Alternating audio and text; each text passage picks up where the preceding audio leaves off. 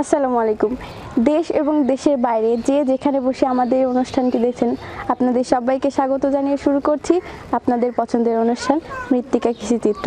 কথায় আছে, একটি খামারকে উন্নত করতে হলে অনেক টাকার দরকার, তার সাথে সাথে কিন্তু কিছু পরামর্শ বা প্রশিক্ষণেরও দরকার। শুধু এগুলোরই থেমে থাকলে কিন্তু হবে না। একটি ভালো খামার গড়ে তোলার জন্য কিন্তু গরু নির্বাচনের দিকটাই আমাদের সবাইকে বিশেষভাবে দেখতে হবে। আমরা অনেকেই শুনেছি এক গাভীর 2টি বাচ্চা হয়। এটা আসলে শোনা কথা নয়।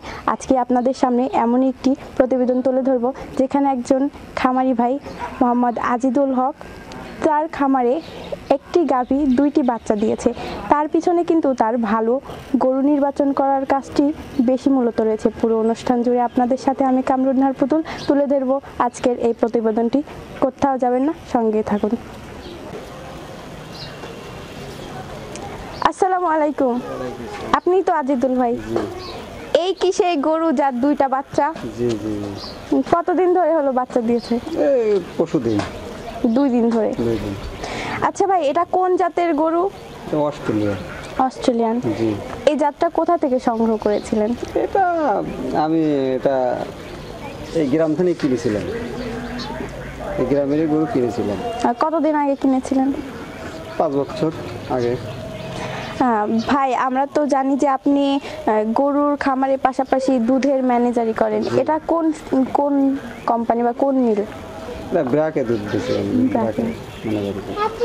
আচ্ছা, এই যে গরু পালনটা শুরু করলেন কত বছর আগে? অনেক দিন ধরে বাপ দাদা করে আসতেছে এবং আমরাও করতেছি। বাপ দাদা সূত্রে। আচ্ছা, 20 বছর অনুমান। তাহলে তো অনেক দিন। বর্তমানে কতগুলো গরু আছে আপনার খামারে? 31টার মতন। 31টা। এগুলার কোন কোন জাতের গরু পালন করছেন? দেশি আছে, অস্ট্রেলিয়া আছে, করস আছে, ক্রস, সব ধরনেরই আছে। আচ্ছা আচ্ছা। এই যে এখন যে খামারে গরুগুলো আছে 31টার মতো বললেন, তো বর্তমানে গাভী আছে কতগুলো? গাভী আছে 17টা। 17টা। এই 17টাই কি দুধ দিচ্ছে? না, কিছু দুধ দিচ্ছে, কিছু আবার সামনে দিয়ে। কতগুলা গাভী দুধ দিচ্ছে এখন বর্তমানে? এখন মোটামুটি 12টা মতন দুধ দিচ্ছে। 12টা। সারাদিনে 2 বেলা দহন করেন এটাকে নাকি? 2 বেলাতে কতটুকুন দুধ পান আপনি? 2 বেলা দিয়ে এখন দুধ কম, আগে বেশি ছিল, এখন কম। এখন 2 বেলা দিয়ে 100 লিটারের মতন হয়। 100 লিটার। এই দুধটা তো আপনার বাইরে কোথাও দিতে হচ্ছে না, আপনি নিজেই দিচ্ছেন? নিজেই। আচ্ছা, দুধের কথায় যখন বললাম, তো আপনি যেহেতু দুধের ম্যানেজারি করছেন, সেক্ষেত্রে আপনার দুধের দামটা কিন্তু জানা, আর আপনি একজন খামারিও। তো এখন যে দুধের বাজারটা, এটাতে আপনার কি মনে হয়, এটা কি ঠিক পর্যায়ে আছে নাকি বেশি না কম? দুধের তো দাম নাই। দুধের দাম কিভাবে থাকে? 1 লিটার পানির দাম 30 টাকা, আর 1 লিটার দুধ বেশি আমরা 35 টাকা।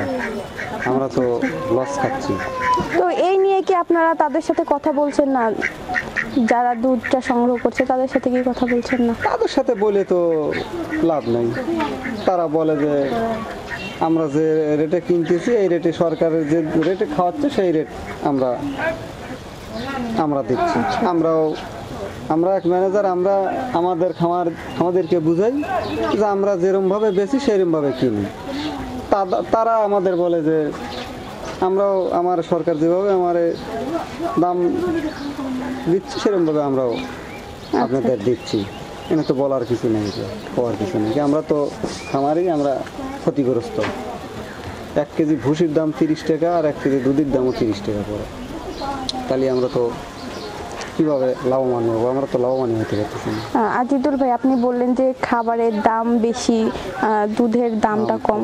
তো এই যে এতগুলা গরু যে আপনি পালন করছেন, এদের খাবারের দামটা কিভাবে আসছে, কোথা থেকে?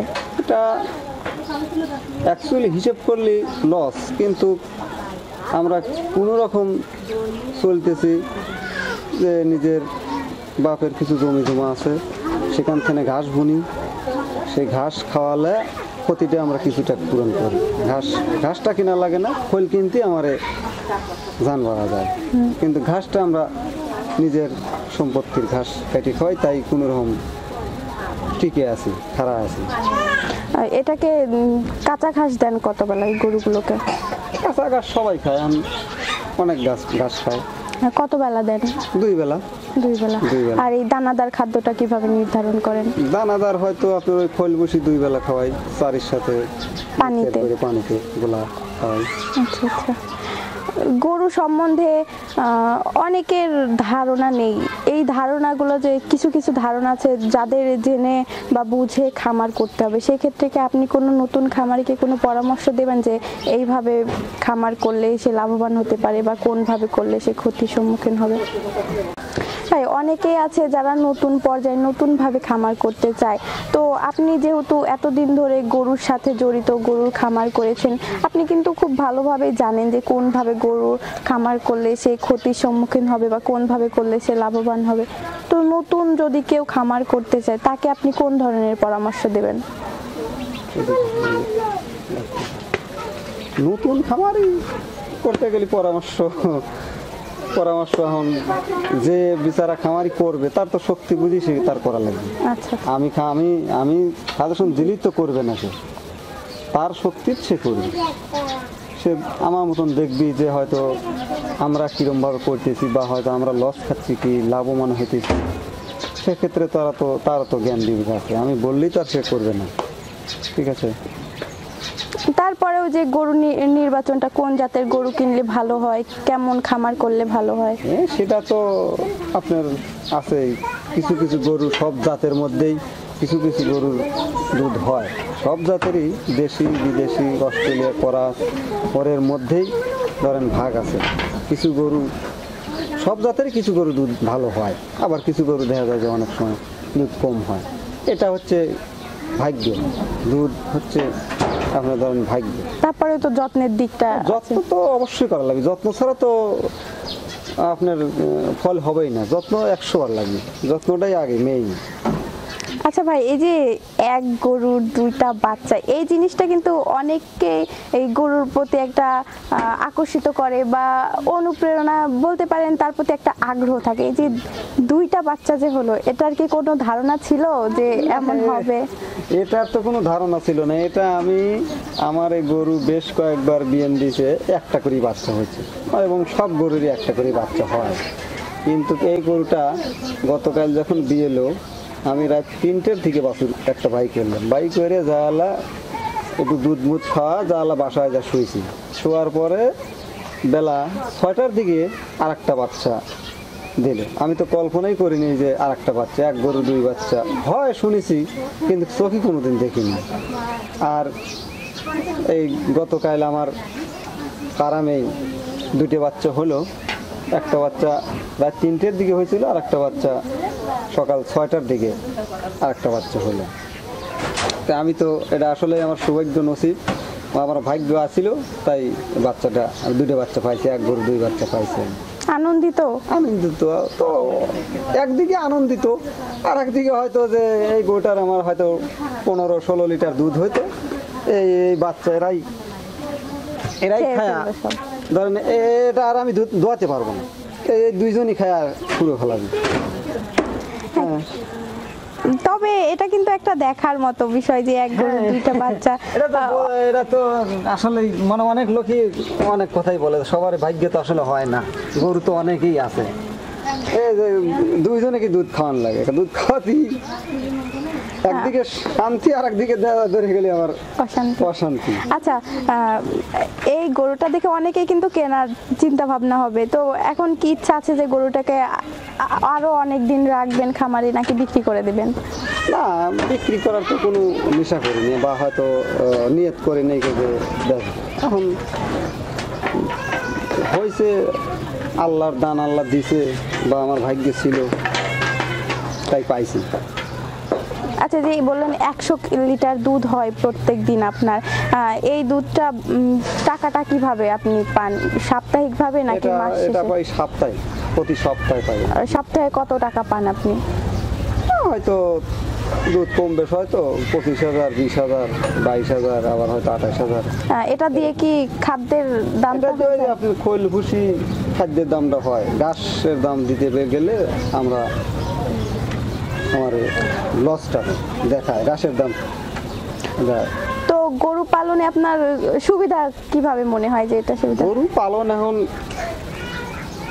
করি, হয়তো দেখা যায় যে লস হয়, তারপরে ধরেন 2-4 বছর পর বেশি, হয়তো বাছুর বেশি 1 লাখ হইলো, ওই টাকাটা হয়তো হিসেব করলে তো আয় দেখা যায় না, কিন্তু লাস্টে আমরা ওইটাই মনে করি যে আমরা এইটাই আমার আয়। তারপরে পাল বাড়ছে, বৃদ্ধি পাল পাচ্ছে, বাড়ছে, সেভাবে।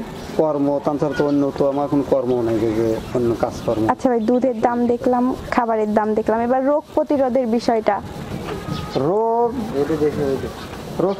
রোগের বিষয় এখন রোগ তো হয় বাসায়, বুঝেছেন? হ্যাঁ, কোন কোন রোগ হয় খামারে? রোগ আপনার হয় যেমন গরু জ্বরে, বা হয়তো গরু অন্য কোনো রোগ আসে, আমরা ডাক্তার দেখাই, ডাক্তার ডাকি, ডাক্তার দেখাই। এখন কি কোনো রোগ আছে আপনার খামারে? না, বর্তমান এখন কোনো রোগ নেই। রোগ তো নেই, সুস্থ। ভাই, আপনার তো 2টা সেট আমরা দেখলাম। হ্যাঁ, 2টি সেট। এই 2টা সেট, এইখানে যে গরুগুলা 2টা সেট কি জায়গা স্বল্পতার কারণে করা? জায়গা, হ্যাঁ জায়গা তো আটে না, ওই মুড়ে একটা করছি আর এই মুড়ে একটা করছি, জায়গা আটে না, তো না আটার কারণে 2টি সেট করছি। আচ্ছা ভাই, যে এটা কোন জাতের গরু? এটা হচ্ছে আপনার অস্ট্রেলিয়া করাস আর অস্ট্রেলিয়ান মিক্সার। এটার বয়স কতদিন? তার বয়স অনেক দিনই হবে, তাও তো বছর 10-12 বছর আগে। এটাকে আপনি ছোট থেকে এটাকে এটা বড় আমার ছোট করছেন? পালের বাছুর, ওইটার বাছুরে, ওই গাভীরই এই বাছুরে। হ্যাঁ, বোঝাই যাচ্ছে না আসলে কার বয়স কতটা, সমান হয়ে গেছে দুটা। ওইটার বাছুর এটা। এটা দুধ দেয় কত লিটার? 17-18 লিটার দুধ দেয়। 17-18 লিটার দুধ দেয় না, তো ওটাও 17-18।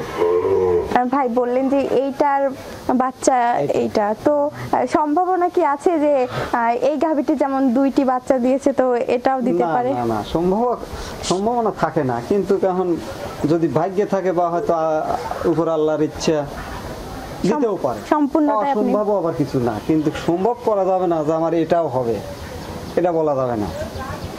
আচ্ছা ভাই, এই যে এই গাভীটাকে যখন বীজ দিলেন, এই বীজটা কোথা থেকে সংগ্রহ করেছিলেন? এই বীজটা দিয়েছিলাম আমি বিরাট থেকে, বিরাটের বীজ দিয়েছিলাম। ব্ল্যাকের বীজ। ভাই, আমরা আপনার অন্য সেটটা একটু ঘুরে দেখব। আসেন। আচ্ছা, চলেন।